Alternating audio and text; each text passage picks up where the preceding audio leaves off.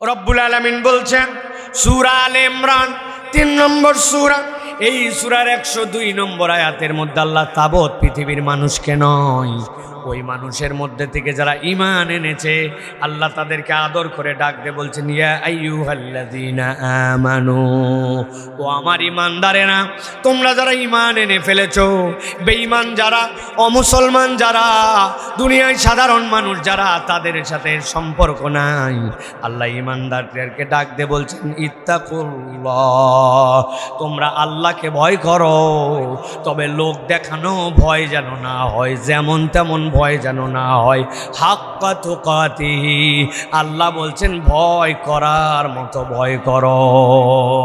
কেন আল্লাহ রাব্বুল আলামিন এই কথা বললেন? আল্লাহ রাব্বুল আলামিন নিজেই জানাচ্ছেন, ও বান্দা, তুমি যদি কেবল ঈমান এনে তুমি যদি তাকওয়ার পথ অবলম্বন না করো, রব্বুল আলামিনের কাছে তোমার নিস্তার নাই। আল্লাহ রাব্বুল আলামিন বলছেন ওয়ালা তামুতুন্না ইল্লা ওয়া আনতুম মুসলিমুন। আমি আল্লাহ রাব্বুল আলামিন তোমাদেরকে ডাক দিয়ে বললাম ওয়ালা তামুতুন্না, জিজ্ঞাসা করি আপনাদের কাছে, দুনিয়ায় কোনো ব্যক্তির সাধ্য আছে নাকি মৃত্যু যদি আসে সেইটা ঠেকাবে? আল্লাহকে যদি মানে তাহলে যে মৃত্যু আসবে সে মৃত্যু মেনে নিবে, আর আল্লাহকে যে মানে না তার যদি মৃত্যু আসে ঠেকায় দিবে। কথা বোধহয় বোঝেন নাই, ঠেকায় দিবে। কাফের মুশরিকরা ঠেকায় দিবে, কোনো ইহুদি মৃত্যু ঠেকাতে পারবে? আল্লাহ বলছেন ওয়ালা তামুতুন্না ইল্লা ওয়া আনতুম মুসলিমুন। আমি আল্লাহ তোমাদেরকে বললাম খবরদার খবরদার মৃত্যুবরণ করো না। নুনের উপরে আল্লাহ সকিলা দিলেন, তাসদীদ দিয়ে আল্লাহ গুরুত্ব বুঝালেন। ও দুনিয়ার মানুষ, আমি তোমাদেরকে মুত্তাকি হতে বললাম, তবে কেবলমাত্র মুত্তাকি নয়, আল্লাহর কাছে বাঁচতে চাইলে মুসলমান হয়ে মরা লাগবে, ঠিক কি না? এখন কথা হচ্ছে আল্লাহ কেন বললেন হাক্কা তুকাতিহি? এই হাক্কা তুকাতির শিক্ষাটা আপনাকে আমাকে রমাদান দেয়। অনেক সময় মানুষ আছে আমার সামনে, ওই মানুষ থাকার কারণে চিন্তা করছে 10 জনের মধ্যে 8 জন মসজিদে চলে গেল, আমি যদি এখন মসজিদে না যাই মানুষ কি বলবে? ওই মানুষ কি বলাতে উনি মসজিদে আসছে, এরকম অনেক সময় নামাজি খুঁজে পাওয়া যায়, ঠিক না? সামনে ইলেকশন, এখন যদি আমি নামাজ না পড়ি তাইলে মানুষ তো বলবে বেনামাজি। এই জন্য অনেক সময় শোনা কথা, এক চেয়ারম্যান পদপ্রার্থী 1 আসরের নামাজ 3 জায়গায় পড়ছে, এরকম অনেক সময় শোনা যায়, ঠিক না ভাই? উনার চরিত্র যে কি আমাদের জানা নাই, কিন্তু স্লোগানে বলা হয় অমুক ভাইয়ের চরিত্র ফুলের মতো পবিত্র। বাপ রে বাপ, নামাজ পড়েনি বিগত 40 দিন, ফজরেরটা জামাতে 1 ওয়াক্ত আছে কিনা? আমার আল্লাহ বলছেন না, আমি আল্লাহ রাব্বুল আমিন তোমাকে জানালাম ইত্তাকুল্লাহা হাক্কা তুকাতিহি, ভয় করার মতো আল্লাহকে ভয় করো। দুনিয়ার কারো দেখানোর জন্য নয়, দুনিয়ার কারো স্বার্থে নয়, কেবল আল্লাহকে জেনে বুঝে আল্লাহকে সাক্ষী রেখে তোমাকে ভয় করা লাগবে। একটুখানি নিজেদের দিকে তাকান, গভীরভাবে উপলব্ধি করেন রমাদান আমাদেরকে ওই শিক্ষাটাই দিয়েছে। আমি যদি বাথরুমের মধ্যে ঢুকে যেতাম, গোসলখানায় যখন গোসল করলাম, পুকুরে যখন ডুবকি দিলাম, আমি যদি 1 ঢোক পানি খাইতাম, আল্লাহর দুনিয়ায় কেউ ধরতে পারতো না, ঠিক না? কারো সাধ্য নাই। আমি যদি গোসল করার সময় আমার নাকের উপর দিয়ে পানি চলে যাচ্ছে, 2 বার মেরে দিলাম, কারো ধরার ক্ষমতা আছে? পুকুরের ডুবকির নিচে আপনি যদি 1 ঢোক মাছ বরাবর পুকুরে যায় পানি মেরে দিতেন, কেউ ধরতে পারত? আল্লাহ বলছেন তুমি হাক্কা তুকাতিহি ওই জায়গায় করেছ। দুনিয়ায় কাউকে দেখুক আর না দেখুক, তুমি আল্লাহর জন্য এখানে ভয় করে রোজা পালন করেছ। আল্লাহ বলছেন যে শিক্ষা তুমি রমাদানে পেলে, বাকি 11 মাস তুমি যদি এইটা ধারণ করে চলতে পারো, আল্লাহ রাব্বুল আমিনের এই বান্দা মৃত্যুই কেবল তার জান্নাতে যাওয়া ঠেকাবে। জান্নাতে যাওয়ার মাঝে মৃত্যু ছাড়া ওই বান্দার আর কোনো বাধা থাকতে পারে না। সুবহানাল্লাহ। এই জন্য 1 নম্বরে রমাদান আপনাকে আমাকে তাকওয়া শিখাইছে। এইটা আপনাকে আমাকে বাকি 11 মাস ধরে রাখতে হবে, তবে আপনার আমার রমাদান বিদায় হবে বিশ্বাসের সাথে, নচেত আমরা বিশ্বাসঘাতক হব, ঠিক না? এখন এই যে আমাদের রমাদান, যে রমাদান আমরা বিশ্বাসের সাথে আল্লাহ রাব্বুল আলামিনের কাছে বিদায় করলাম, নবীজি বলছেন ওই মানুষের আরেকটা দায়িত্ব হচ্ছে রমাদান শিক্ষা দিচ্ছে আপনাকে আল্লাহর জন্য আপনি কৃতজ্ঞ বান্দা হবেন। তবে আল্লাহ বলছেন বান্দার কৃতজ্ঞ যদি হতে হয় তাহলে আগে আল্লাহর কৃতজ্ঞতার আগে বান্দার কৃতজ্ঞতা আদায় করতে হয়। মান লাম ইয়াশকুরিন নাস লাম ইয়াশকুরিল্লাহ। আল্লাহ বলছেন তুমি বলতেছো আলহামদুলিল্লাহ আলহামদুলিল্লাহ, আমি আল্লাহর প্রতি খুব খুশি আছি। আল্লাহ বলছেন তোমার আলহামদুলিল্লাহর পূর্ণতা হয় নাই যতক্ষণ না মানুষ তোমার যদি কোনো উপকার করে থাকে তুমি তার কৃতজ্ঞতা আদায় করো। আমরা মানুষের কৃতজ্ঞতা আদায় করি না। আপনি আপনার ছেলেটাকে বলছেন বাবারে এক গ্লাস পানি নিয়ে এসে দে তো, আপনাকে এনে দিছে, আপনি একটা ধন্যবাদ দেন নাই তাকে, আপনি জাযাকাল্লাহ খায়ের বলেন নাই, শুকরান বলেন নাই, চিন্তা করছেন ওর দায়িত্বই তো এটা। আপনার স্ত্রী, আমাদের স্ত্রী মা বোনেরা পুরা রমাদানে সবার শেষে ঘুমাইছে, সবার আগে উঠছে, ইফতারি রান্না করছে, চুলার পারে জ্বলে জ্বলে পুড়ে গেছে, এই মানুষগুলা কষ্টের পরে কষ্ট করছে, ঘর গুছাইছে, রান্না করছে। আপনি চিন্তা করছেন ওগুলো তো করবেই, আমি কি আলু তুলিনি? আমি তো আলু তুলছি। হ্যাঁ, আপনার আলু তোলার জন্য আপনার স্ত্রী আপনার প্রতি কৃতজ্ঞ হবে। স্বামী আপনি পরিশ্রম করেন, সংসারে কামাই করে আনেন, আপনার আনার কারণে আমরা সুন্দর করে খাইতে পারি, বাচ্চা কাচ্চা চলতে পারে, ভাতটা আমাদের আল্লাহ আপনার মাধ্যমে জুটায়। আল্লাহ আপনাকে ভালো রাখুক, আপনার প্রতি কৃতজ্ঞতা। শরীরের যত্ন নেন, স্ত্রী বলবে এটা। আবার স্ত্রীকে স্বামীও বলবে তুমি ঘর সংসারটা সামলাও, রান্না বাড়া করো, এটাও কম ডিউটি না, গোয়াল গরু তোলো, তোমার প্রতি কৃতজ্ঞতা।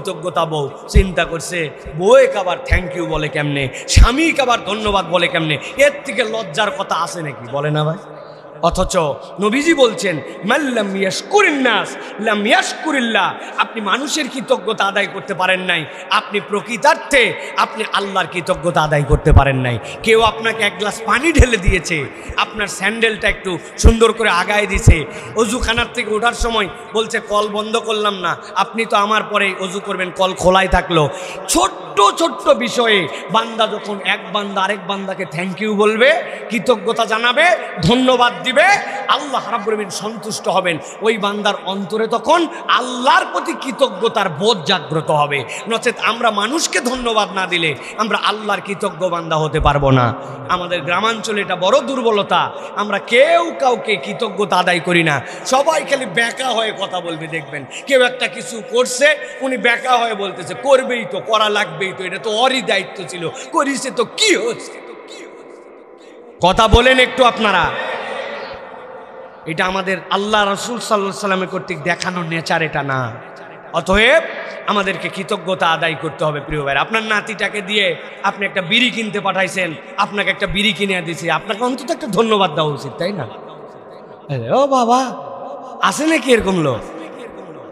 নাতিকে বিড়ি কিনায় যেই নানা, যেই বাপ, এর থেকে বড় জাহেল বাপ আল্লাহর জমিনের নিচের একটাও নাই।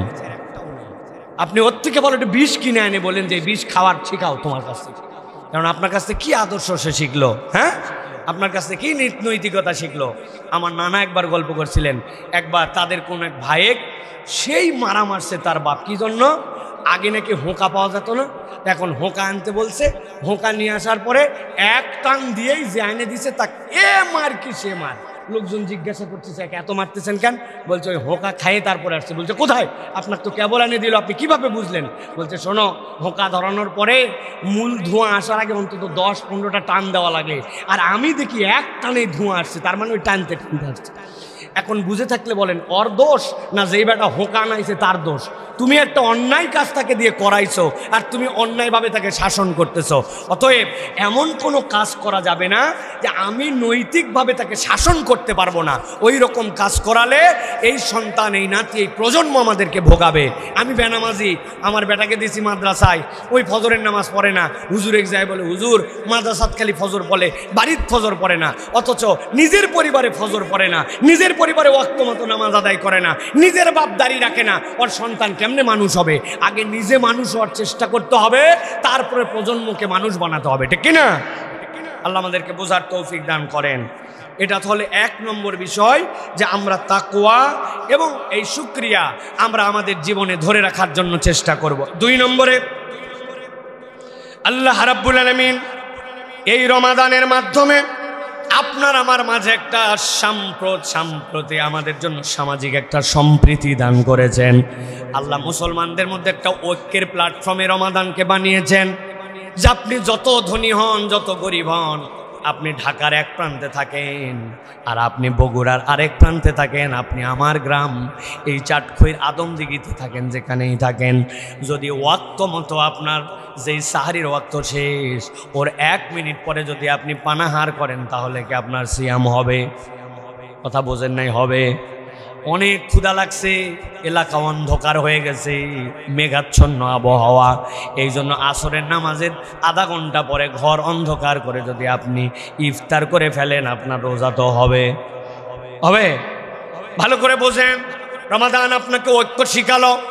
এক সময়ে পুরা পৃথিবীর মানুষ তার সূর্যোদয়কে হিসাব করে, তার ফজরকে হিসাব করে সে সিয়াম পালন করে, তার সূর্যাস্তকে হিসাব করে রোজা আসে খোলে। ওই বান্দাটা সকলেই কষ্ট অনুভব করে, আল্লাহর বিধানগুলি তাদের জন্য একই রকমভাবে আসে। রমাদানুল মুবারক সামাজিক একটা সম্প্রীতি বান্দাদের মধ্যে দান করে। আমি নিজে অভুক্ত থাকলে কি কষ্ট হয়, আরেকটা ভাই যেন অভুক্ত না থাকে। আল্লাহর নবী বলে দিলেন, কেউ যদি অপর ভাইয়ের রোজার পুরা সওয়াবটুকু নিজের আমল নামায় নিতে চায়, তাহলে সে যেন তার ভাইকে ইফতার একটু করায়। তার আমল নামার সওয়াব কমানো হবে না, কিন্তু আল্লাহ নিয়ামত বান্দাকে দান করে দিবেন। ইফতারটা আপনি বিতরণ করেছেন, রমাদানের শেষের দিকে এসে আপনি সাদাকাতুল ফিতর আদায় করেছেন। কোনো বাড়িতে যেন সেমাই ফিরনি আর কোনো বাড়িতে কিচ্ছুই নাই, এরকম যেন না হয়। রমাদান আপনাকে আমাকে এইরকম একটা সম্প্রীতির বার্তা দিল। আল্লাহ বলছেন, এই সম্প্রীতিটা যেন রমাদানও শেষ তোমাদের মধ্যে থেকে শেষ না হয়। বাড়িতে বাড়িতে খাদ্য বিতরণ, অভুক্তদের জন্য খোঁজ খবর নেওয়া, মানুষের প্রতি সহমর্মিতা, শাহরুল মুআসাদকে 12 মাস নিজের জীবনে ধারণ করে রাখা, অপরের বাড়িতে খাদ্য প্রেরণ করা, বিভিন্ন ধরনের সম্প্রীতি এবং সামাজিক আচার আচরণগুলো ধরে রাখা। আল্লাহ বলছেন, রমাদান যে শিক্ষা দিল, এই শিক্ষাটা তোমার জীবনে যেন বাস্তবায়িত থাকে। বাকি 11 মাস যদি এইটা প্র্যাকটিসে থাকে, তোমার রমাদান বিশ্বাসের, আর প্র্যাকটিস না থাকলে তোমার রমাদান হচ্ছে বিশ্বাসঘাতকতা। আল্লাহ কোরআনুল কারীমের মধ্যে বলছেন, সূরা আল ইমরান 103 নম্বর আয়াত, আল্লাহ বলছেন, ওয়াতাসিমু বিহাবলিল্লাহি জামিআন ওয়া লা তাফাররাকু।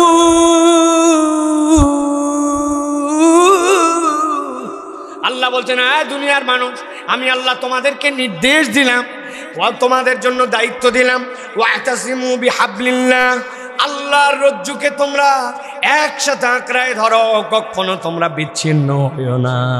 ইমানদার যতক্ষণ পর্যন্ত এক থাকে আর নেক থাকে, ইমানদারের কোনো অস্ত্র বল লাগে না, তার ইমানি বল দিয়ে ইমানদার বিজয়ী হয়। আর ইমানদার এক আর নেক না হইলে যত বড় অস্ত্রই থাকুক, ওই ইমানদার কখনো বিজয়ী হতে পারবে না। ঠিক কি না? বদরে আমাদের অস্ত্রের জোর ছিল? ছিল না।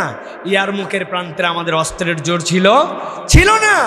আল্লাহ রাব্বুল আলামিন আমাদেরকে ছোট্ট ছোট্ট দলের উপরে, ছোট্ট ছোট্ট দল দ্বারা কত বড় বড় দলের উপর আল্লাহ বিজয়ী করেছেন।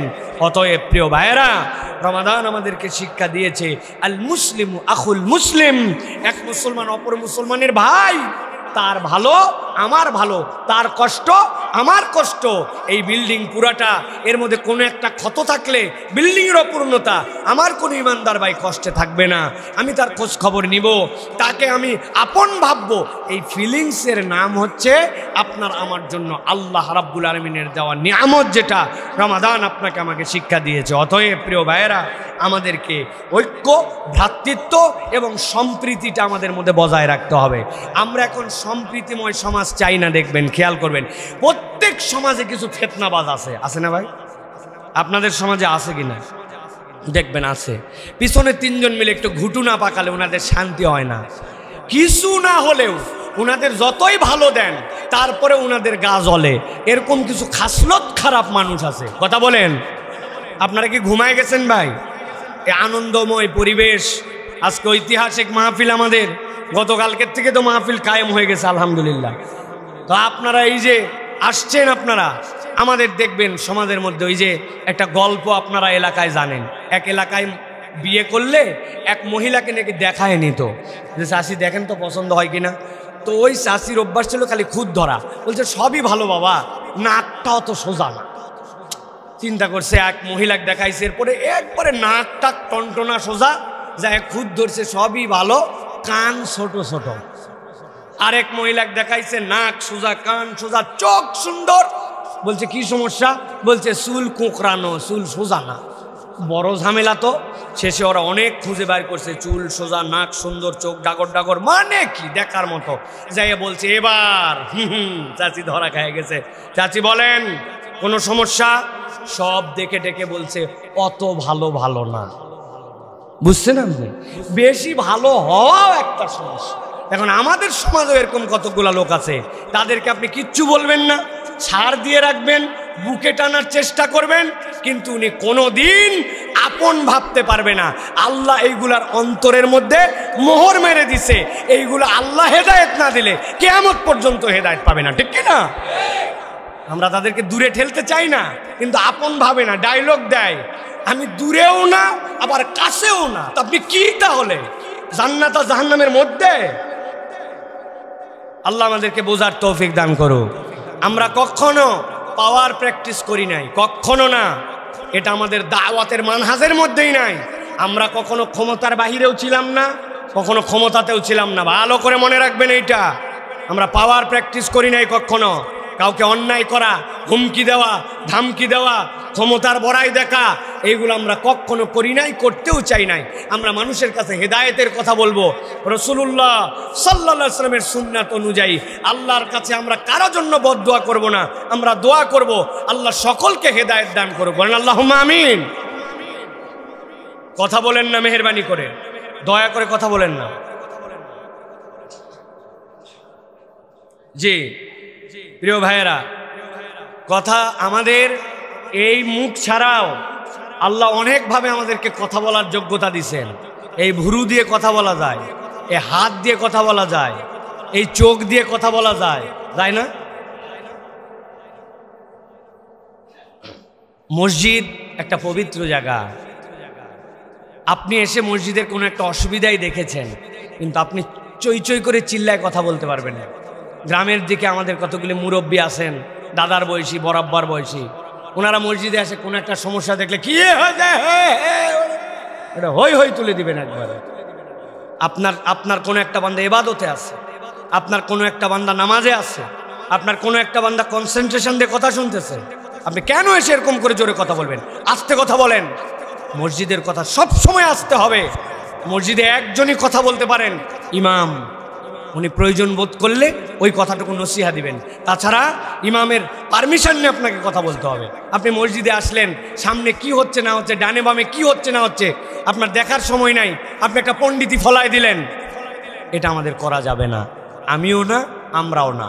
আমরা দিন শেখার চেষ্টা করি, আল্লাহ আমাদেরকে বোঝার তৌফিক দান করেন। নবীজি বলেছেন, জুমার দিনে কেউ যদি মসজিদে আসার পরে কোনো ভাই কথা বলতেছে, তখন সে বলে, এই চুপ কর না ভাই, কথা বললে তো ঝামেলা। এই যে চুপ কর না বললো, নবী বললেন সেও একটা ভুল করলো, এটাও সে বলতে পারে না। তাকে ইশারা দিতে হবে, ঠোঁট দিয়ে দেখাতে হবে, হাত দিয়ে ডাকতে হবে। আমরা যেন আল্লাহ রাব্বুল আমিনের শেখানো এই কৌশলগুলো আমরা অবলম্বন করতে পারি, আল্লাহ তৌফিক দান করেন। তাহলে 1 নম্বর বলেছি রমাদান দিয়েছে তাকওয়া, 2 নম্বর বলেছি ঐক্য, ভ্রাতৃত্ব এবং সামাজিক সম্প্রীতি আমাদেরকে দান করেছে। 3 নম্বরে রমাদান আমাদেরকে দিয়েছে ক্ষমা এবং উদারতা। কি দিয়েছে? ক্ষমা এবং উদারতা। আল্লাহ রাব্বুল আমিন বলছেন, ওয়ালিয়াফু ওয়ালিয়াসফাহু আলা তুহিব্বুনা আন ইয়াগফিরাল্লাহু লাকুম। আল্লাহ সূরা নূর 24 নম্বর সূরার 22 নম্বর আয়াতের মধ্যে বলছেন, ও আমার হাবিব, আগে অনেক কথা আছে, এর আগে অনেক ইম্পর্টেন্ট কথা আল্লাহ বলেছেন। এমন কতকগুলা দল আল্লাহর কথা শোনে না, অল্প একটু টাকা দিয়ে আল্লাহর কথা বিকৃত করে বিক্রি করে দেয়। তাদের কাছে হাজার বোঝানোর পরেও, সত্য বোঝার পরেও তারা সত্য গ্রহণ করে না। আল্লাহ নবীকে কাবার থেকে বের করে দিয়েছে, মুমিনদেরকে কষ্ট দেয়। আল্লাহ বলছেন, এত অপরাধ করার পরেও আল্লাহ বলছেন, ও আমার হাবিব ওয়ালিয়াফু ওয়ালিয়াসফাহু, আপনি তাদেরকে ক্ষমা করে দেন আর তাদেরকে উপেক্ষা করেন? কেন আপনি ক্ষমা করবেন? আল্লাহ বলছেন আলা তুহিব্বুনা আন ইয়াগফিরাল্লাহু লাকুম, তুমি কি চাও না আল্লাহ তোমাকে ক্ষমা করে দেন? আল্লাহ এর দ্বারা বোঝাতে চান যেই বান্দা অপর বান্দাকে ক্ষমা করে দেয় আল্লাহ তাকে ক্ষমা করে দেয়। অপর ভাইয়ের ভুল ত্রুটি কেবলমাত্র ধরলাম আর হৃদয়ের মধ্যে ধারণ করে রেখে দিলাম, বান্দার নেচার এইটা হবে না, বান্দা ক্ষমা করার নেচার নিবে। আল্লাহ রসুল সাল্লাল্লাহু আলাইহি সাল্লাম থেকে বর্ণনা এসেছে, নবীজি সাল্লাল্লাহু আলাইহি সাল্লাম একদিন সন্ধ্যাবেলা থেকে ফজর পর্যন্ত আল্লাহ নবী সিজদায় থাকলেন। কাঁদতে কাঁদতে আল্লাহ নবী পাগল হয়ে গেলেন, এত কাঁদলেন আল্লাহ নবী, চোখ দিয়ে পানিগুলা, দাড়ি মুবারক ভিজে ভিজে মাটি ভিজে গেল। সকাল যখন হয়ে গেল সাহাবী এসে বলল, ইয়া রাসূলুল্লাহ, ইয়া হাবিবাল্লাহ, আপনি যে এত কাঁদলেন, কেন কাঁদলেন? আল্লাহ নবী বলছেন সারা রাত একটা আয়াতে কারিমা পড়েছি, আল্লাহ নবী বলেছেন, আর এক আয়াত দিয়ে আল্লাহ নবী বলছেন আমি আল্লাহর কাছে কেবল দোয়া করেছি। আল্লাহ নবী আল্লাহর কাছে বলেছিলেন ইন তুআযিবুহুম ফাইন্নাহুম ইবাদুক ওয়া ইন তাগফির লাহুম ফাইন্নাকা আনতাল আজিজুল হাকীম। আমি আল্লাহকে বলছি, ও আল্লাহ, আপনি যদি আপনার বান্দাকে শাস্তি দেন তবুও সে আপনার বান্দা, আর আপনি যদি তাদেরকে ক্ষমা করে দেন আপনাকে কেউ ধরবে না, শাস্তি দিলেও বলার কেউ নাই, মাফ করে দিলেও বলার কেউ নাই। আমার নবী এশার পর থেকে ফজর পর্যন্ত আল্লাহর কাছে আয়াত পড়ে পড়ে সালাত আদায় করে কেঁদেছেন। আল্লাহ নবী বলছেন ফজরের আগ মুহূর্তে জিবরাইল আমিন আমার কাছে চলে এসেছে, আসার পরে আমাকে বার্তা দিয়ে গেছে, ইন্নী সাআলতু শাফাআতা লি উম্মতি ওয়া হিয়া নাইলা, আমি আল্লাহর কাছে আমার উম্মতের জন্য শাফাতের দোয়া করেছি। জিবরাইল বলেছে আল্লাহ আপনার জন্য শাফাত করাকে মঞ্জুর করে দিয়েছে। শর্ত একটা দিয়েছেন আল্লাহ। কি শর্ত? আল্লাহ একটা মাত্র শর্ত দিয়েছেন, লিমান লা ইউশরিক বিল্লাহ, যেই ব্যক্তি আল্লাহর সাথে কেবল শিরিক করবে না। আল্লাহ দায়িত্ব দিয়ে বলেছেন জিবরাইল জানায় দাও, শিরিক না করলে, মুশরিক না হলে আমার নবী যার জন্য শাফাত করবে আমি তার জন্য সুপারিশ কবুল করে নিব। তাহলে মুশরিক হওয়া যাবে না, আল্লাহ ছাড়া কারো কাছে সাহায্য চাওয়া যাবে না, আল্লাহ ছাড়া কারো জীবন বিধান দিতে পারে এইটা বিশ্বাস করা যাবে তো হবে। আল্লাহ বলছেন ওয়াল্লাযীনা ইউতুনা মা আতাউ ওয়া কুলুবুহুম ওয়াজিলা আন্নাহুম ইলা রাব্বিহিম রাজিউন। আল্লাহ রাব্বুল আলামিন তাদেরকে যে নিয়ামত দিবেন তারা অভূতপূর্ব হয়ে যাবে। আল্লাহ রাব্বুল আলামিন তাদেরকে বলতেছেন আর আল্লাহর কাছেই তো তোমাকে ফেরত আসতে হবে। দুনিয়ায় যাই করি, ভালো মুসলমান আর খারাপ মুসলমান, টাউট আর বাটপার, আল্লাহকে পছন্দ করি আর করি না, কোরআন পছন্দ করি আর করি না, মাহফিলে সমর্থন করি আর করি না, জুমায় আসি আর না আসি, আল্লাহর কাছে ফেরত যাওয়া কারো কি বাদ থাকবে? কথা বলেন, থাকবে? আল্লাহ বলছেন আন্নাহুম ইলা রাব্বিহিম রাজিউন, আল্লাহর দিকে তো ফিরবি, তো যেই জায়গায় তোর ফেরাই লাগবে তাহলে ওই রবের কাছে তোর ক্ষমা চাইতে সমস্যা কোথায়? এই জন্য রমাদান আমাদেরকে শিখিয়েছে ক্ষমা চাও। আল্লাহুম্মা ইন্নাকা আফুউন কারীম তুহিব্বুল আফওয়া ফা'ফু আন্নী, আল্লাহ তুমি আমাকে ক্ষমা করে দাও, ক্ষমা করা পছন্দ করো। অতএব প্রিয় ভাইয়েরা, আপনাকে আমাকে শপথ নিতে হবে মানুষের ভুল অল্প একটু দেখলেই ধরে থাকবো না, মানুষকে ক্ষমা করে দিব, মানুষকে মাফ করে দেওয়া শিখবো। মানুষকে ক্ষমা করে যে আল্লাহর ক্ষমা পায় সে। বলেন তো কি বলছি? মানুষকে ক্ষমা করে যে, আরেকবার বলেন, মানুষকে ক্ষমা করে যে। হ্যাঁ, আমি মানুষকে ক্ষমা করতে শিখি নাই। একজন সালাফ থেকে বর্ণনা আসছে, নবীজি বলছেন মানুষকে ক্ষমা করতে হবে, উনি উনার কর্মচারীকে ক্ষমা করে। এই লোক আবার দুর্দান্ত ভুল করে। একদিন বলছে এই কত ক্ষমা করবো রে তোরে, ক্ষমার তো একটা সীমা আছে। তো সে বলতেছে ক্ষমা তত দূর পর্যন্ত আপনি আমাকে করবেন আল্লাহর কাছে হাসরের দিনে যত দূর পর্যন্ত ক্ষমা আপনি প্রত্যাশা করেন। এখন আপনার ভুল যদি কম হয় তাহলে আমাকে ক্ষমা কম করেন। বলেন তো আমাদের ভুলের অবস্থা কি? আজকে সকাল থেকে এই পর্যন্ত যদি আমল নামার দিকে তাকাই, অন্তর দিয়ে কি ভাবছি, চোখ দিয়ে কি দেখছি, কান দিয়ে কি শুনছি, আপনার আমার বাঁচার উপায় থাকবে ভাই? আপনাদের উপায় থাকতে পারে, আমি সাইফুল্লাহ থাকবে না। আমার গুনাহ যদি কপাল দিয়ে লেখা হতো, ওই ঘড়ি যেরকম লেখা ডিজিটাল, আপনারা মসজিদে আমাকে ঢুকতে দিতেন না, থাপড়ায় বের করে দিত। মুরব্বী দাড়ি পেকে গেছে, মনে করে গুনাহ নাই, মহিলা একটা সামনে দিয়ে চলে গেলে অন্তরের মধ্যে কি হয়, ওটা যদি কপালে লেখা উঠে যেত, তাহলে ওই মুরব্বীকে কেউ সালাম দিত না। তরুণ ভাব মারে ঘুরে বেড়ায়, দামি মোবাইল হাতে নিয়ে বাইক মারে, ওর বাথরুমের গুনাহ আর একার গুনাহ আর মোবাইলের গুনাহ যদি জনগণের সামনে জানাই দেওয়া হতো, ওই যুবককে কেউ গ্রামে ঢুকতে দিত না। কি ভাই কথা বলেন? আল্লাহ বলছেন তুমি কিসের ফুটানি দেখাও, মানুষের ভুল নিয়ে তুমি পড়ে থাকো, মানুষকে ক্ষমা করো না। অতএব মানুষকে ক্ষমা করতে শিখতে হবে। আল্লাহ নবী এই জন্য বলছেন তাআফাউ ফিদ দিমাই তাআফাউ ফিল আমওয়াল, মানুষের সম্পদের দিক থেকেও ক্ষমা করো, মানুষের রক্তের দিক থেকেও ক্ষমা করে দাও। তুমি কোনো একটা মানুষ অনেক দিন হাওলাত নিছে, এরপরে টাকা দিতে পারতেছে না, আপনি শিওর হয়েছেন যে বেচারি ঠেকে গেছে, আপনি তারে মাফ করে দিতে পারেন। এই কথা শুনে আবার ধান্দাবাজ হয়ে যায় না যে যাক বহুদিন ঘুরাই শেষে মাফ করে দিব।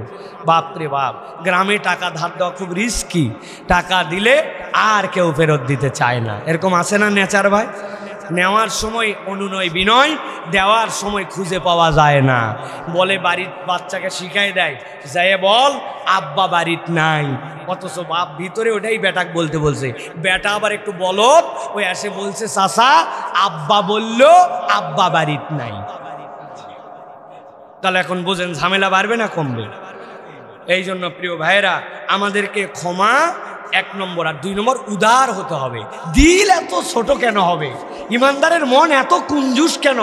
আমার দিলটা বড় হবে, সবাইকে হৃদয়ে ধারণ করব, আমি আমার দিলের মধ্যে নেই না। এই উদারতার দুইটা দিক, নবী যা বলছেন ওই আমলে আপনাকে উদার হতে হবে। আমার আব্বা করে গেছে, আগের হুজুর করিছে, পূর্বের মৌলানারা কি বুঝতো না? এত বোঝার দরকার নাই। আপনি সুন্নাত জেনেছেন, আপনি পালন করেন। আপনি বাপদাদা টানেন কেন? আপনার বাপদাদার দাদার আপনি তালিকা খুঁজে দেখেন, দলিলের মধ্যে 5 পুরুষ দেওয়ার পরে হিন্দুর নাম পাবেন, তো হিন্দুরাও তো পূজা করছে, আপনি কি বাপদাদার নাম দিয়ে 10 পুরুষ আগের পূজা করবেন?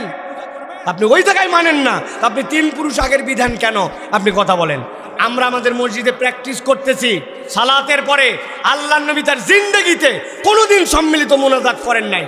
আমরা আমাদের মসজিদে প্র্যাকটিস করতেছি আস্তে আস্তে বাদ দেওয়ার জন্য। কতকের নামাজ না পড়লে সমস্যা নাই, কিন্তু ওনার মোনাজাত নিয়ে ওনার কলিজা ছিঁড়ে যাচ্ছে।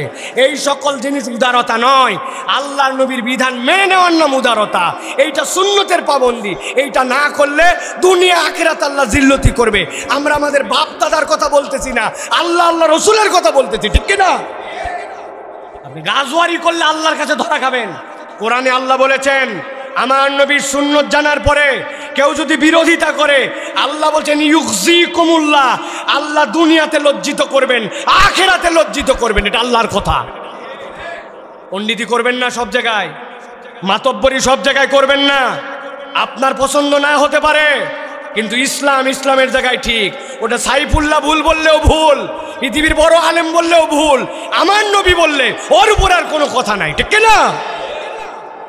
কোনো কলম চলবে না, ফুল স্টপ, শেষ। আপনার পছন্দ না হলে চুপ করে থাকবেন, কিন্তু নবীর সুন্নতের উপর কোনো কথা বলা যাবে? উদারতা মানে কি? উদারতা মানে একজন চাইলো 10 টাকা দিয়ে দিলাম, 50 টাকা দিয়ে দিলাম, দিই না। উদারতা মানে দিল বড় করা। আমার হাবিব বলেছেন কোনো সে নাই। যুক্তি দিয়ে তো অনেক কিছুই করতে মন চায়, করবেন? আমি 3টা যুক্তি দেই, আপনাদের করা লাগবে। কারা কারা এখানে বসে বসে কোরআন শরীফ পড়েন? হাত তোলেন। কোরআন শরীফ যখন পড়েন বসে বসে পড়ছেন, জীবনে একবার হলেও কোরআন, হাত তোলেন। কোরআন শরীফ পড়েননি এখানে? নামেন, হাত নামান। বসে বসে কোরআন শরীফ পড়া জায়েজ নাই। এখন থেকে কোরআন শরীফ পড়লে দাঁড়ায় দাঁড়ায় পড়তে হবে। বলি হুজুর যুক্তি, নামাজ ফরজ, ফরজ নামাজে জীবনে কোনোদিন বসে কোরআন শরীফ পড়ছেন? সূরা ফাতিহা বসে না দাঁড়ায়? কথা বলেন। কেরাত সাথে আলাম তারা বসে না দাঁড়ায়? নফল নামাজে বসে না দাঁড়ায়? আত্তাহিয়াতুর জায়গায় কোনো কোরআন তেলাওয়াত আছে? সারা জীবন কোরআন তেলাওয়াত দাঁড়ায়া। আর আপনি কত বড় বেয়াদব, আপনি বসে বসে কোরআন তেলাওয়াত করতেছেন। এখন থেকে আপনাকে দাঁড়ায় কোরআন তেলাওয়াত করা লাগবে, মানবেন? বলছে হুজুর এগুলো আলগা যুক্তি দিয়েন না, ওটা কোন জায়গাটা কোন জায়গা খাটাচ্ছেন। নবীজি এমনিও তেলাওয়াত করছে, নামাজেও পড়ছে, তাহলে আপনি আপনার যুক্তিতে মানেন না, কি ব্যাপার? আমি তো দলিল দিছি আপনাকে। জুম্মার নামাজ পড়া ভালো না খারাপ? কথা বলেন। নামাজে প্রত্যেক রাকাতে কয় সিজদা? নবীজির কোনো গুনাহ ছিল? সাহাবীরা আমাদের থেকে খারাপ মানুষ ছিল? ভালো মানুষ ছিলেন? নবীরা মাসুম ছিলেন? নবীও 2 সিজদা দিল, আর আমার গুনাহ খাতায় ভরা। আজকে 4 সিজদা হবে। সিজদা দেওয়া ভালো, সিজদা দিলে আল্লাহ খুশি হয়। আজকের জুম্মাতে 4 সিজদা দিব, দিবেন? কেন দিবেন না? সিজদা দেওয়া খারাপ? জুম্মার নামাজ প্রত্যেক দিন হয়, দিবেন না কেন? যুক্তি দিলাম তো। ঈদের নামাজে আজান দিছে তো এবার, না ঈদগাহে? যারা আজান দেয়নি ওদের ধরে বানাতে হবে। এতগুলা লোক চাইট করে নামাজ পড়লে এই মাঠে, আপনার আজান দিলেন না, লোকজনের কত সুবিধা হতো। একামত দিয়ে এরপরে নামাজে দাঁড়াতেন। একামত দিছেন তো নাকি? কি সমস্যা? মাগরিবে আজান দেন, জুমায় আজান দেন, আর ঈদে আজান দিলেন না। আগামী ঈদের থেকে আমরা কুরবানিতে আজান দিব, দিবেন না? কেন দিবেন না? আজান দেওয়া খারাপ? না, নবী করে নাই, তোমার যুক্তি চলবে না। আজান দেওয়া যাবে না, আজান দেন না, 4 সিজদা দেন না, দাঁড়ায় কোরআন তেলাওয়াত করেন না। আর নবীজি বলছে নামাজের পরে কোনোদিন হাত তুলে মুনাজাত করলো না, ওই জায়গায় আপনার গায়ে বাঁধে। আপনি টাউট মুসলমান, 2 নম্বর মুসলমান। এটা নিয়ে দল পাকান, ঘুটু বান্ধেন। উদার হন, দিল বড় করেন, ইসলামের কাছে নিজেকে সমর্পণ করে দেন, সব দেখবেন সুন্দর লাগবে। আর চশমা যদি আপনারটা পরে থাকেন, ঝামেলা আছে। আমার আব্বা ঈদের দিন চশমা কিনে দিয়েছিল আমাকে, লাল রঙের, 2 টাকা দাম, এলাস্টিক দেওয়া, বাঁশিয়ালার কাছ থেকে। উপরে তাকায় দেখি আসমান লাল, নিচে তাকায় দেখি আব্বা লাল, বাড়িতে এসে দেখি আম্মা লাল, সীমাই লাল, বিরানি লাল। আম্মা কাছে বলছে, মা এই চশমা হবে না, আমার আরেকটা চশমা দেওয়া লাগবে। আবার 2 টাকা দিয়ে আম্মার তেটা কিনছি হলুদ। এবার চোখের দিয়ে দেখি আসমান হলুদ, বাড়িতে এসে দেখি আম্মা হলুদ, লবণ হলুদ, ভাত হলুদ। বুঝে থাকলে বলেন, আমার আব্বা লাল, আম্মা হলুদ, আসমান লাল, টমেটো আর লবণ এইগুলো সব হলুদ। কথা বলেন না যে হলুদ না, কি হলুদ? আমার চোখ হলুদ, আমার চোখ লাল। পরিবর্তন অন্তরে করেন। আল্লাহর বিধান আল্লাহর বিধানের জায়গায় সুন্দর আছে। আমি আপনি যদি চেঞ্জ না হতে পারি, আল্লাহর বিধানের কোনো ঠেকা নাই। আল্লাহর বিধানকে আপনাকে আমাকে অনুযায়ী পরিবর্তন হতে হবে। আল্লাহর বিধান দিয়ে আমরা পরিবর্তিত হব। কিয়ামত পর্যন্ত আপনার আমার ইচ্ছায় আল্লাহর বিধান চলবে না, ঠিক কিনা? কথা ক্লিয়ার? কথা ক্লিয়ার? কারো বিপক্ষে বলছি, কারো পক্ষে বলছি? তাহলে উদার হন, দিল বড় করেন। আগে যা করছেন করছেন, পরিবর্তন হন, মানুষের কাতারে আসেন। আল্লাহ রাব্বুল আমিন আমাদেরকে কবুল করুক, আমাদেরকে মানুষ হওয়ার তৌফিক দান করুক। 4 নম্বরে সাদাকা। রমাদান আপনাকে আমাকে দান করা শিখাই দিয়ে গেছে। মানুষ যাকাতের হিসাব রমাদানে করে, চাইলে কাউকে ফেরত দেয় নাই। আল্লাহ বলছেন এই অভ্যাসটা বাকি 11 মাস বন্ধ করা যাবে না। আল্লাহ বলছেন মান যাল্লাযী ইউকরিদুল্লাহা করদান হাসানা ফায়ুদাইফাহু লাহু। আল্লাহ বলছেন কে আসো? রব্বুল আলামিনকে তোমরা কর্জ দিবে। আমার রব নিজেকে বলছেন গনি, আমার রব নিজেকে বলছেন রাজ্জাকুল কুওয়াতিল মাতিন। ওই আল্লাহ আবার বলতেছেন কে আসো? আল্লাহকে ঋণ দিবে। আল্লাহর ঋণ লাগে না। আল্লাহ মূলত চান আল্লাহর জন্য যখন কোনো বান্দা দান করে, আল্লাহ বলছেন ফায়ুদাইফাহু লাহু, আমি আল্লাহ তাকে বহু গুণে বাড়াই দিব। কোনো অভাবী বান্দা, কোনো বিপদগ্রস্ত বান্দা, কন্যাদায়গ্রস্ত বান্দা, অসুস্থ বান্দা, কারো একটু পয়সা দরকার, হাওলাত দরকার, কারো সাহায্য দরকার, বান্দা নিজের সামর্থ্য অনুযায়ী যদি দান করে, ওইটা আল্লাহকে ঋণ দেওয়া হয়। আল্লাহ বলছেন একটা বান্দা যদি আল্লাহর জন্য খরচ করে, কৃপণতা না করে, আল্লাহ তাকে কত গুণ বাড়ায় দিবেন, বান্দা এটা হিসাব করে পারবে না। আল্লাহর জন্য খরচ করতে হবে। রমাদান আমাদেরকে শিখাইছে। কম বেশি দান করেছি, সাদাকা করেছি, যাকাত দিয়েছি, ফিতরা দিয়েছি, চাল ডাল দিয়েছি, কাউকে খালি হাতে ঘুরাই নাই। অতএব বাকি 11 মাস এই অভ্যাস রাখতে হবে প্রিয় ভাইরা। আর একটা সাদাকা, মানুষের সাথে সুন্দর আচরণ করা, এটাও অনেক বড় দান। আমরা অনেক সময় মানুষের সাথে সুন্দর আচরণ করি না। আমি বহু জায়গায় গল্প শুনাই, আজকে আমরা 1:30টায় শেষ করব ইনশাআল্লাহ। বহু জায়গায় আমরা এই গল্প শুনাই, আপনাদের কাছে আরো একবার বলি। এক লোক সকলকে দান করে, খুব খরচ করে, কিন্তু হঠাৎ করে একদিন একজন ফকির এসে তার কাছে চাইছে, পকেটে হাত দিতে, কারে মানি ব্যাগ নাই, বুক পকেটে অনেক সময় খালি টাকা থাকে, দেখে নাই, কোনো জায়গায় টাকা নাই, ওই লোক লজ্জা পেয়ে গেছে, মানি ব্যাগ নাই, বলতেছে বাবা রে আজকে দিতে পারলাম না, টাকা আনি নাই রে সোনা, এরপরে যেদিন তোর সাথে দেখা হবে ওই দিন দিব, যা। যে এই কথা বলছে সাথে সাথে ওই ছেলে ওই লোককে বলছে, আল্লাহ এই লোকে বারবার তুমি মানি ব্যাগ সারা বার হওয়ার তৌফিক দিও। ওই লোক বলল, বারে সত্যি সত্যি আমি আমার কাছে নাই এই কথা বললাম, আর তুই এত বড় বদদোয়া করলি আমার আল্লাহর কাছে। বাবারে সত্যি বলতেছে আমার নাই, এই জন্য তোকে বলছি এরপরের দিন দিব। ওই ছেলে চোখের পানি ছেড়ে দিয়ে বলতেছে, আমি এটা বদদোয়া করি নাই চাচা, কারো কাছে চাইলে দেয়, না দিলে বলে অন্য জায়গায় যা, না হলে বকাঝকা করে দেয়, কথা শোনায় দেয়, দান তো করেই, কিন্তু চাচা আমরা যারা এতিম অসহায় কেউ আমাদের সাথে একটু সুন্দর করে কথা বলে না, জীবনে কেউ গায়ে হাত বুলায় দিয়ে কথা বলে না, আমাদের সাথে খালি খাই খাই খাই খাই করে। চাচা রে আজকে আপনার মানিব্যাগ না থাকার কারণে আপনি আজকে আমাকে যে আদর করলেন, স্নেহ করলেন, টাকা তো সব জায়গায় পাই, এটা তো পাই নাই, এই জন্য আল্লাহ বলছে আল্লাহ ওকে মানিব্যাগ ছাড়া বাইর করো, অন্তত আমাদেরকে একটু আদর করবে। সব সময় দান কেবল টাকা দিয়ে হয় না, কথা দিয়ে হয়, আদর দিয়ে হয়, ভালোবাসা দিয়ে হয়। আমাদেরকে এই আচরণ শিখতে হবে প্রিয় ভাইরা। সর্বশেষ পয়েন্ট যেটা বলবো সেটা হচ্ছে আমরা আনন্দের ক্ষেত্রেও সংযম অবলম্বন করতে হবে। মুসলমানদের প্রত্যেকটা আনন্দের মধ্যে সংযম আছে। মুসলমান খাওয়ার জাতি নয়, ভোগের জাতি নয়। মুসলমান আগে ত্যাগ করে তারপরে ভোগ করে। কুরবানি যেটা দেই আগে গরিব মিসকিনের ভাগ বের করি, আত্মীয় স্বজনের ভাগ বের করি। আমি ঈদগাহে যাই, আমার নতুন জামা পরার আগে সাদাকাতুল ফিতর আদায় করি। আমি রমাদানে মানুষকে খাওয়ানোর চেষ্টা করি, আমার সম্পদ আমি জড়ো করি, তবে 2.5% আমি জাকাত দিয়ে দেওয়ার জন্য চেষ্টা করি। এটা আমরা করি না প্রিয় ভাইয়েরা? তাহলে মুসলমান আগে ত্যাগ করে তারপরে ভোগ করে, আর পুরা পৃথিবীর কালচার আগে ভোগ করো পরে ত্যাগ, ঠিক কিনা? অতএব প্রিয় ভাইয়েরা, এই রমাদান আপনাকে আমাকে শিখেছে। আল্লাহ বলছেন কুল বিফাদলিল্লাহি ওয়া বিরহমাতিহি ফাবিযালিকা ফালইফরাহু। আল্লাহর দয়া, আল্লাহর অনুগ্রহ, এটা আল্লাহর দান, অতএব তোমরা খুশি হও। খুশি কিসে? খুশি ত্যাগে। বলেন খুশি কিসে? মানি ব্যাগ খোঁজে বাইর করছে, মানি ব্যাগ খুঁজে খুঁজে এ পাথার ও পাথার করে সাদা একটা ভালো টাকা বাড়াইছিল, সেটা আবার ঢুকায় ছিঁড়ে একটা টাকা আমাদের কলিজার থেকে বের হয়, ঠিক কিনা ভাই? এটা কখনো ইমানদারের টার্গেট হতে পারে না। ইমানদার সব সময় ভোগ করার আগে ত্যাগ করবে, আর প্রত্যেকটা আনন্দে সংযমী হবে। ইসলাম আপনাকে যে আনন্দের সংযম দিয়েছে ওর মধ্যে আপনাকে থাকতে হবে। আপনি কথায় কথায় গান বাজনা বাজান, ডেক চালান, বিভিন্ন ধরনের বেহায়া বেলাল্লাপনা করেন।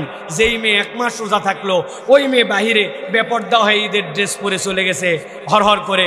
যেই মানুষ দাড়ি রেখে দিছিল রমজানে, ওই মানুষ ঈদের রাত্রে দাড়ি ছেঁচে ঈদগাহে সলসলা হয়ে চলে যাচ্ছে। ব্যাপার কি? আবার বিয়ে করবেন নাকি চাচা? বয়স তো 70 হলো, করলে করেন, বিয়ে করার জন্য দাড়ি থাকা চলবে না? কে বলিস এইটা? প্রিয় ভাইয়েরা, এই যে আমাদের বিনোদন, আমাদের আনন্দ যেটাই করি আমাদেরকে সংযমী হতে হবে। আল্লাহর সীমারেখা অতিক্রম করা যাবে যাবে ভাই, আমি কাউকে ডিস্টার্ব করতেছি না, আমার হেডফোনে আমি কানে লাগাই, যা শুনি তাই শুনি, তাই নাকি? আপনার কান আপনার কে বলিছে? এই আপনার চোখ আপনার কে বলছে? আপনি আপনার গাড়ির সামনের কাঁচ পরিষ্কার করার জন্য ওয়াইফার চালায়, ওর ভিতরে পানি না থাকলে ঘ্যাস ঘ্যাস করে গ্লাসে দাগ হয়ে যায়। একটা কাঁচ সুন্দর করে সুতি কাপড় দিয়ে মোছা লাগে, শিরিষ কাগজ দিয়ে ডললে কাঁচ ঘোলা হয়ে যায়, দাগ হয়ে যায়, বালু সহ ডলা দিলে। এই চোখ 22,000 বার প্রত্যেক দিন পলক ফেলেন, ভিতরে আপনি কয়দিন পানি দিছেন? এই লিকুইড কয়দিন কিনছিলেন? বাড়ির মোটরসাইকেল, গাড়ি, দরজার কবজা, মোবাইল না দিলে ক্যাশ ক্যাশ করে। আপনার চোখে তো কোনোদিন আপনার দেওয়া লাগলো না মোবাইল, আপনার দেওয়া? হ্যাঁ, হাত যে এতদিন ধরে চলালেন, কোদাল যে কুপালেন, জমি যে নিড়ালেন, সব জায়গায় তো মোবাইল দিলেন, হাতের জায়গায় কতদিন মোবাইল দিছেন? বাপরে, উনার হাত, উনার মুখ, উনার কান, এত সহজ নয়। আল্লাহ কোরআনে বলছেন মাই ইয়ামলিকুস সামআ ওয়াল আবসার, তোমার চোখের মালিককে, কানের মালিককে আল্লাহ। অতএব আপনার আনন্দ, বিনোদন, শোনা, শ্রবণ, বলা আল্লাহর দ্বারা নিয়ন্ত্রিত হতে হবে ইনশাআল্লাহ। আল্লাহ আমাদেরকে এই কথাগুলির উপর আমল করার তৌফিক দান করেন। 5টা পয়েন্ট বলেছি, তাকওয়া, আল্লাহ শুকরিয়া আদায়, ঐক্য, ভ্রাতৃত্ব এবং সামাজিক সম্প্রীতি ধরে রাখতে হবে, ক্ষমা এবং উদারতা, সাদাকা এবং গরিবের জন্য সহায়তা, আর আনন্দের সংযম, এটা আমাদেরকে ধরে চলাফেরা করতে হবে। আল্লাহ যেন আমাদেরকে তৌফিক দান করেন, বলেন আল্লাহুম্মা আমিন।